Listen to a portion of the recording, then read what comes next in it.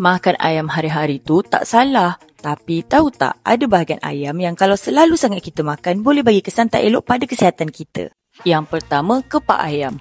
Di sinilah tempat biasa suntikan vaksin atau antibiotik diberikan. Kalau ayam tu dari peternakan tak telus, sisa ubat mungkin masih ada. Bahagian ni juga ada banyak lemak dan kolesterol. Yang kedua, kulit ayam. Memang sedap tapi toksin larut lemak selalunya terkumpul dekat bahagian ni. Bahaya kalau makan banyak, boleh naikkan risiko penyakit jantung. Yang ketiga, leher ayam. Ada banyak kelenjar limfa dan menjadi tempat laluan bakteria.